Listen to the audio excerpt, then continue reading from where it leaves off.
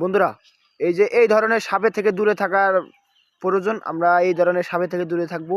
এই সাপটা হচ্ছে এমন একটা সাপ, এটা ফাঁদ দিয়া মানুষের যে কোনো অঙ্গে কামড় দিতে পারে।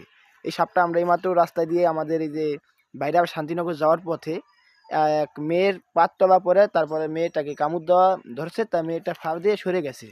এই যে এই ধরনের সাপ থেকে আমরা দূরে থাকবো এবং বিরত থাকবো।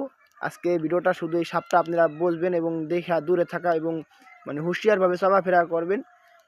যত হোক ভাই, বিষাক্ত জিনিস বিষাক্তই হয়। সাপ যাতে হচ্ছে বিষাক্ত, এটা যাই বলেন এটারে আপনারা অনেকে বলতে পারেন যে এটা কামড় দিয়ে কী করবে। এই কোনোটারে নিয়ে অবহেলা করা উচিত না, কোনোটারে ছোটো করে দেখা উচিত না। এটা এমন একটা সাপ, এটা হচ্ছে ফাঁদ দিয়ে আপনি যে কোনো অঙ্গে কামড় দিতে পারে। এই সাপটা থেকে আপনারা দূরে থাকবেন, বিরত থাকবেন। এই কারণে আমি ভিডিওটা আপনাদের তুলে ধরছি। আর এই যে দেখেন আমার এই যে বন্ধু এখন কঞ্চি দিয়ে মারার জন্য প্রস্তুত হয়েছে, যে কঞ্চি আনছে।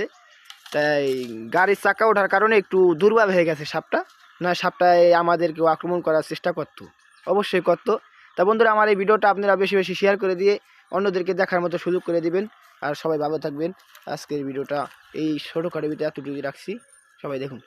ভাই সাইকেলটা পুঁতাবে যাও কে কি হয়েছে, মারি দিতে পাইছে মেম্বারে কইতো মেম্বারে ক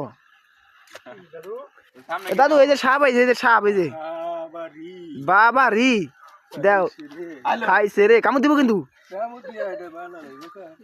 কই কি হ্যাঁ হ্যাঁ এই যে হটু বাড়া দে একটা মায়া পাড়া দিছে, মায়াটা কামড় দেওয়া আছে, মায়াটা ফাও দিছে। হ্যাঁ হ্যাঁ এই সাপ সুপ রাস্তা পড়বে এই কারণে। হ্যাঁ তোমার লাইটের চিন্তা বেজে গেছে সাপ দেখা এ রে খাইছে রে। আপনারা দেখেন সাপ দেখে লাইটের চিন্তা ভাবনা বাজাই দিছে। দেখা বাড়ি দে মেরাবা হয়েছে আর দেখা না হয়েছে।